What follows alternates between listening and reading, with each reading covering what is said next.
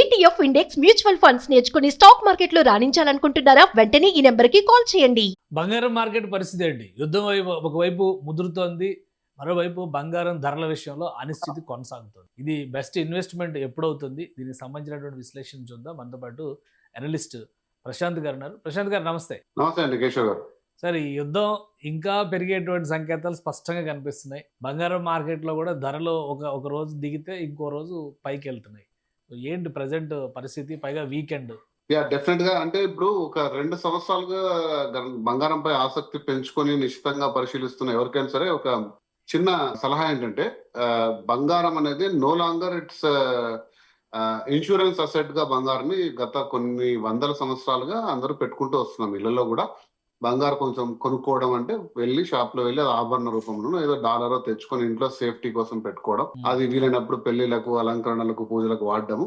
లేదు అంటే మన దగ్గర ఒక 100 గ్రామ్స్ బంగారం ఉంది, ఓకే, ఒక 14 లక్షల రూపాయలు, ఒక లక్ష, అదే 15 లక్షల రూపాయలు ఒక సేఫ్టీ ఉంది మనకు, లేదా అవసరం వచ్చినప్పుడు దాన్ని తాకట్టు పెట్టడం. ఇది ఒక బంగారం న్యాచురల్ స్వరూపం, దాని యొక్క స్వభావంగా దాన్ని చేశారు. కానీ గత 2 సంవత్సరాలుగా బంగారంలో కొనుతూ అమ్ముతూ వస్తున్న పద్ధతికి, స్టాక్ మార్కెట్ లో ఒక స్టాక్ ని కొంటూ అమ్ముతున్న పద్ధతికి దాదాపుగా దాని వ్యత్యాసం తగ్గుతూ వస్తుంది. అంటే ఒక ఫైనాన్షియల్ ఇన్స్ట్రుమెంట్ అయిపోయింది. సో ఇది నేను 2-3 వీడియోస్ లో కూడా చెప్పాను. ఇప్పుడు జరుగుతున్న ఈ పరిణామాలన్నీ కూడా డెఫినెట్ గా ఇదే సంకేతాలను ఇస్తున్నాయి. అంటే బంగారం మీలాంటోలో నాలాంటోలో షాప్కి వెళ్ళి ఒక 5 గ్రామ్స్ 10 గ్రామ్స్ కొని పెద్ద ప్లానింగ్ చేసుకొని ఇంటికి తెచ్చుకొని గుళ్ళో పెట్టుకొని, అదే ఇంట్లో దేవుడి మందిరంలో పెట్టడం, ఇలాంటి 10-20 గ్రాములు కొనే లోపల దాదాపు కొన్ని వందల కిలోలు కేవలం పేపర్ల రూపంలో ట్రేడ్ అయిపోతుంది. అంటే ఈటీఎఫ్స్ లో టూ మచ్ ఇన్వెస్ట్మెంట్. ఎప్పుడైతే మీకు స్టాక్ మార్కెట్ పై ఏమాత్రం అవగాహన ఉన్నా కూడా, స్టాక్ మార్కెట్ లో ఒక 2-3 విభాగాలు ఉంటాయి. అందులో స్పెక్యులేటివ్ మార్కెట్ ఒకటి ఉంటుంది. అంటే ఎప్పుడైతే బంగారం స్పెక్యులేటివ్ మార్కెట్ లోకి ఎంటర్ అయిందో, దాన్ని కొనడం అమ్మడం అనేది కొన్ని సెకండ్ల పద్ధతిలో, అంటే మనుషులే కాకుండా ఏఐలు, అల్గారిథమ్స్ లాంటివి కూడా చేసుకుంటూ వెళ్తుంటాయి. సో ఇలాంటి సందర్భంలో బంగారు టూ మచ్ ఆసిలేషన్ అవుతుంది. మీరు అంటున్నట్టు పడుతూ పోతూ పడుతూ వస్తూ. ఎందుకంటే టెక్స్ట్ బుక్ ఎకనామిక్స్, అంటే కొన్ని వందల సంవత్సరాలుగా టెక్స్ట్ బుక్ ఎకనామిక్స్ ఏంటంటే, యుద్ధ వాతావరణం, అనిశ్చితి ఉన్నప్పుడు, ప్రపంచంలో అశాంతి లేదా అనిశ్చితి ఉన్నప్పుడు బంగారాన్ని ఖచ్చితంగా వాల్యూ పెరుగుతుంది. ఇది టెక్స్ట్ బుక్ ఎకనామిక్స్.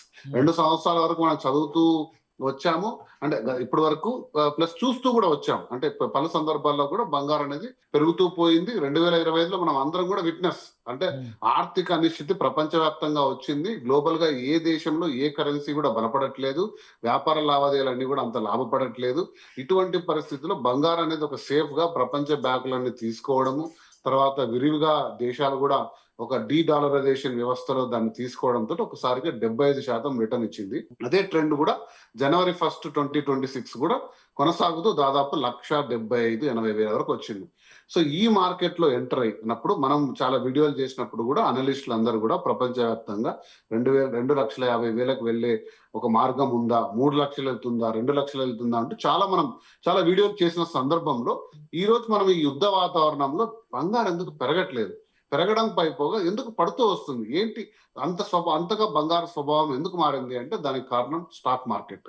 ప్రపంచవ్యాప్తంగా స్టాక్ మార్కెట్ కుదేలైంది. అంటే చాలా కొన్ని వందల లక్షల కోట్లు ఆవిరైపోయాయి స్టాక్ మార్కెట్ లో. ఎఫ్ఐఐఎస్ కూడా మన అనాలిసిస్ చూసుకుంటే 1,22,000 కోట్లు కేవలం మార్చి నెలలో ఇండియాలో ఉన్న ఇన్వెస్ట్మెంట్లు తీసుకొని బయటకు వెళ్ళిపోయారు. సో ఎప్పటి వరకు మరి ఈ అనిశ్చితి కొనసాగుతుంది? ఇది అంటే స్టాక్ మార్కెట్ పరిధిలో, అంటే ఫైనాన్షియల్ ఇన్స్ట్రుమెంట్ గా బంగారం ట్రేడ్ ఆగిపోయి మళ్ళీ బంగారం దాన్ని తిరిగి వైభవం తెచ్చుకుంటుందా అనేది కూడా ఒక పెద్ద క్వశ్చన్ మార్క్ కేశవ్ గారు.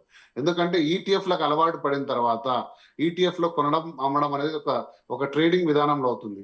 సో స్టాక్ మార్కెట్ ఎప్పుడైతే మళ్ళీ కూడా పెరుగుతుందో, అంటే ప్రపంచవ్యాప్తంగా అనిశ్చితులు ఎదిపోయి ఒక పాజిటివ్ ఎన్విరాన్మెంట్ ఉన్నప్పుడు స్టాక్ మార్కెట్ ఎదుగుతుంది.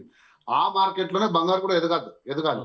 కానీ రివర్స్ లో ఉండేది ఇంతకు ముందు బంగారం. ప్రపంచవ్యాప్తంగా ఎంత అనిశ్చితి ఉన్నప్పుడు బంగారం అంత పెరిగేది. ఇప్పుడు స్టెబిలిటీ రావాలి, ప్రపంచవ్యాప్తంగా ఈ యుద్ధ ముసుగులు కూడా తొలగిపోవాలి, స్టాక్ మార్కెట్ లో ట్రేడ్ అవుతున్న బంగారు వాల్యూ తగ్గుతూ ఫిజికల్ గోల్డ్ కి డిమాండ్ రావాలి. ఫిజికల్ గోల్డ్ కి డిమాండ్ సప్లై వచ్చినప్పుడు మాత్రమే బంగారు దాని రేట్ను పెంచుకుంటుంది. కానీ ఇప్పుడున్న పేపర్ గోల్డ్, దాని రెగ్యులైజేషన్ చట్టాలు కూడా తెలియదండి. ఎందుకంటే ఈటీఎఫ్ కి ప్రపంచ దేశాల్లో అయితే ETF కి ఖచ్చితంగా నువ్వు ఒక మన ETF లో యూనిట్ ఒకటి సేల్ చేసింది అనుకోండి, ఫర్ ఎగ్జాంపుల్ నిప్పాన్ కానీ హిందుస్థాన్ కానీ, మీరు గోల్డ్ మీరు ETF లో చూస్తే వాళ్ళు దాని బ్యాకింగ్ ఫిజికల్ గోల్డ్ కొనాలి. ఎంత మాత్రం దాన్ని కొంటున్నాయి, సెబీ దాన్ని ఎంత పరిశీలిస్తుంది ప్రపంచవ్యాప్తంగా, నేను కేవలం ఇండియాలో చెప్పట్లేదు. సో అంత ఈజీగా బంగారు కొనడం అమ్మడం జరుగుతుంటే వెనకాల అంత మొత్తం వాల్ట్లో ఫిజికల్ గోల్డ్ తీసుకుంటున్నారా లేదా ఇవన్నీ కూడా పరీక్షించే సమయం వచ్చి వీటి వాల్యూ మనకి తీసుకున్నప్పుడు, లేదా ఫిజికల్ గోల్డ్ కి మళ్ళీ డిమాండ్ పెరిగి, అంటే ఇళ్లలో కూడా బంగారు కొన్ని తెచ్చుకోవాల్సిన సందర్భం పెరిగి ఈటీఎఫ్ల వాల్యూ తగ్గినప్పుడు దాని రియల్ వాల్యూ వస్తుంది. సో లేదు అని మీరు అనుకున్నట్టు చూస్తే, అంటే ఇప్పుడున్న సందర్భంలో చూస్తే యుద్ధ వాతావరణం కొంచెంగా సడలుకొని ప్రపంచవ్యాప్తంగా పరిస్థితులన్నీ నార్మల్ అయి అమెరికా లాంటి దేశాల్లో తిరిగి కూడా డాలర్ వైపు కొంచెం తగ్గి, అంటే రేట్ కట్స్ చేసి అమెరికాలో ఉన్న బాండ్ ఈల్డ్స్ రేట్ కట్ చేస్తే ఆటోమేటికల్ గా సెకండ్ బెస్ట్ కరెన్సీ అండి. బంగారం అనేది సెకండ్ బెస్ట్ కరెన్సీ వైపు మోజు పెరిగే సందర్భం ఉంది. కాకపోతే మనం ఒక విషయం మాత్రం గట్టిగా చెప్పగలం, ఏంటంటే బంగారు ఇంతకంటే పడిపోతుందా అని. 1,40,000 ఉన్నప్పుడు మనం కొన్ని వీడియోలు చేశాం. ఖచ్చితంగా మనం 2 వారాలు పెద్ద పరీక్ష పెట్టింది బంగారు, అంటే అందరికి ఆందోళన గురి చేసింది. ముఖ్యంగా 1,60,000లో 70,000లో ఉన్న వాళ్ళందరూ కూడా ఒకసారిగా ఇలా పట్టుకొని చూశారు, అంటే ఏమవుతుంది బంగారు అని. కానీ విత్ హోల్డ్ అయ్యి మళ్ళీ పైకి వచ్చింది. కాబట్టి ఎక్కువగా పడిపోయే శాతం అయితే లేదు, కానీ అమాంతంగా మనం అనుకున్నట్టు 2 లక్షలు 2,50,000 పెరిగే సందర్భం అయితే దాదాపుగా అంత పాజిటివ్ గా కనపడట్లేదు. ఓకే. సో ఇంకోటి, యుద్ధం ముగిసిన తర్వాత లేదా యుద్ధంతో అసలు సంబంధమే లేకుండా కొన్ని దేశాలు అనుసరిస్తున్నటువంటి విధానాలు, ఆర్థిక సంక్షోభాన్ని ఎదుర్కోవాలంటే గోల్డ్ రిజర్వ్స్ని తగ్గించుకోవడం, వాళ్ళ ఓన్ కరెన్సీని సర్క్యులేషన్లో, ఇప్పుడు ఇండియా కూడా రూపీతోనే ఇంటర్నేషనల్ బిజినెస్ చేయాలని చెప్పని ప్రయత్నాలు చేస్తుంది.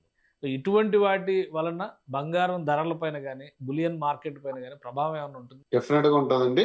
అంటే బంగారు నిల్వలు తగ్గించుకొని సొంత కరెన్సీని పెంచుకోవడం అనేది నాకు తెలిసి దాదాపుగా కష్టం అవుతుంది. ఎందుకంటే బాస్కెట్ ఆఫ్ కరెన్సీస్ మీరు తీసుకున్నారు అంటే గిన ఏ దేశమైనా బంగారు నిల్వలు వారి దేశ అత్యవసర పరిస్థితి కోసం మాత్రమే తీసుకున్నాయి. అంటే దాదాపు వారి నిల్వల్లో చూసుకుంటే 10% మించవు, 10, 12, 13%.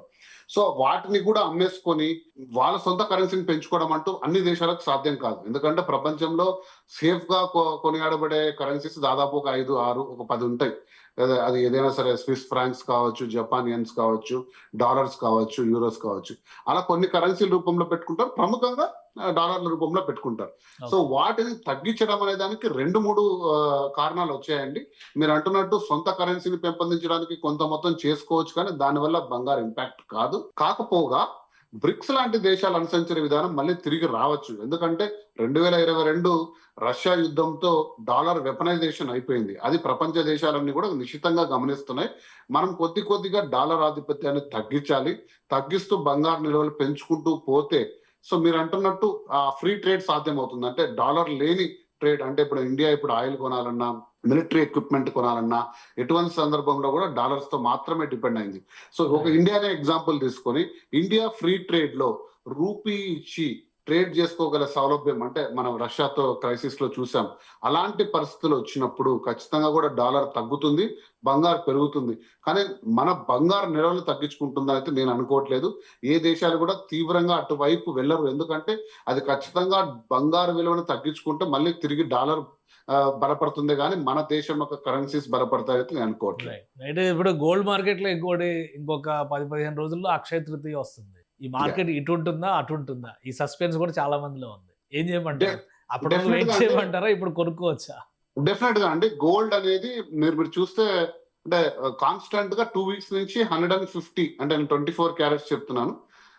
ఇప్పుడే మీ వీడియో స్టార్ట్ చేసే ముందు జిఆర్టీ యాప్ లో చూసాను, 24 క్యారెట్స్ 1,51,000 దాదాపుగా ఒక 10 రోజులుగా స్థిరంగా ఉంది. అంటే 1,50,000 నుంచి 53,000 మధ్య దాదాపు స్థిరమైన వాల్యూతో ఉంది. కాబట్టి ఖచ్చితంగా కూడా ఇటువంటి మార్కెట్ లో మీరు అంటే నేను ఎప్పుడు చెప్పే విధానంలోనే, ఎస్ఐపి విధానంలో, గోల్డ్ స్కీమ్ విధానంలో ఖచ్చితంగా మీరు మీ వాయిదా ఉన్నా, లేకపోతే మీరు ఈ వారంలో 2 వారాల్లో కొనాలనుకున్నప్పుడు కూడా కొద్ది మొత్తం ఖచ్చితంగా తీసుకోండి. ఈ మార్కెట్స్ లో మల్టిపుల్ టైమ్స్ ఎంటర్ అయిన ప్రతి ఒక్కరు కూడా లాభపడ్డారండి. అదే జనవరిలో, అంటే ఇందాక మిత్రుడు కాల్ చేశాడు, 1,72,000 ఉన్నప్పుడు బంగారు కొన్నాడు, అంటే పెరుగుతుందని ఆశించి.